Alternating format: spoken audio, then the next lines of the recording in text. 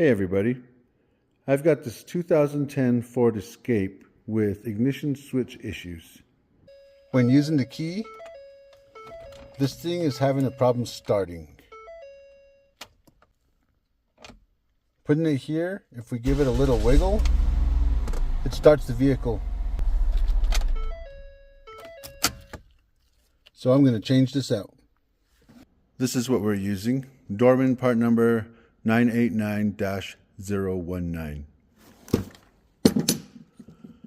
I'm glad they gave us one of these that's got a hex nut on the top. The one that Ford uses from the factory is designed to twist off, so the head of the screw is actually just a dome on there, and we have to use a Dremel to cut that and then take that out.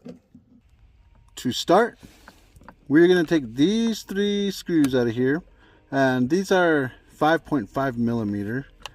I couldn't find that today, so I have 7/30 seconds. There's a little button to push for this clip to start. It's usually clipped in right there. Just to be safe, I unhooked the battery before I started messing with any of this, because some of this goes to the airbag and you definitely don't want that hitting you in the face. Now I will take out these plugs on this side. There's the same kind of button for this plug here. Same right here. On this one, the little lever you're pushing is inside that little square block right there. Now all that is out of the way, I'm going to start working on getting this switch off of here.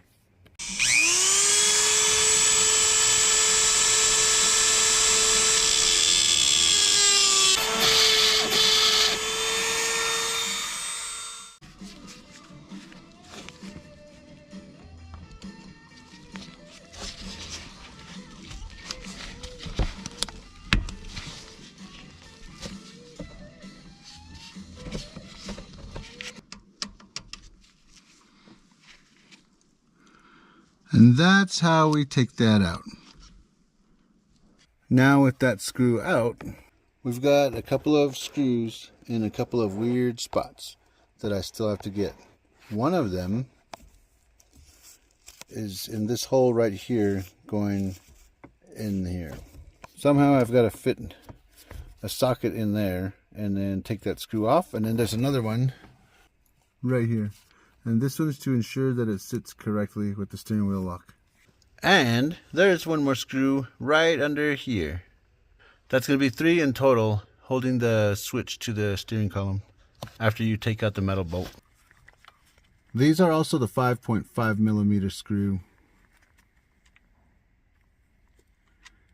This one's a little harder to get to, but with the right tools, it is doable without taking the whole steering wheel off and messing with the airbag. After taking the screws out, you can separate this from that switch. And once you open this, this will come out. When you're taking this out, you have to slide this back along the steering shaft, and you have to move this switch up. This switch is for the signal lights, hazard buttons, windshield wipers and all that. And this will lock on here where my finger is. It locks on a tab that slides in with the screw going in. That way you can use your signal lights and stuff. That locks into here, so you just have to create this much room to get it out. I'm going to take out the lock cylinder for the key and the PATS ring, which is linked with the key. Well, it's linked with the chip that's in the key. When you're going to take this key out of here for the lock cylinder, we will start in the off position. We will go 1 notch to accessory. If you go 2 notches, that's the key on. So we'll go to accessory. And it helps if you push this in a bit. But you push the tab down, and then this key lock cylinder should slide right out. We got to make sure that this lines up with this when we put this in here.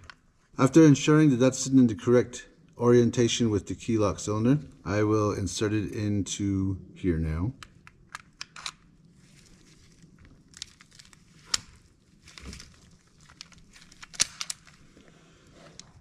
And there we go. Now I will put the PATS ring back on there so that this will read the chip whenever I put the key in it. And we will put this back together Instead of using that nut that we had to cut, we'll be using this. Dorman gave us one of these. When I put this back together, everything I did to take it off, I'm just going to repeat the same steps in reverse. I've got this slid back around the steering shaft, and I've got this little spot where it needs to be. I hand threaded this, so I'm going to tighten it up now. This bolt that is supplied with the new ignition switch is an 8mm bolt. Now that I've got the ignition switch secured to the steering shaft, I'm going to reinstall the 3 screws, the 5.5mm screws that hold this signal light switch to the ignition switch. Now that all of it is secured, time to hook all this back up. I've got everything plugged back in. Now I'm going to replace the cover.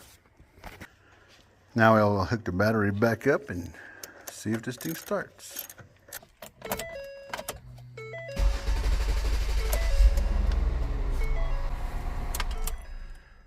That starts so much faster now. Nice. Thank you for watching this video. I hope it helps, and y'all be careful whatever you're working on.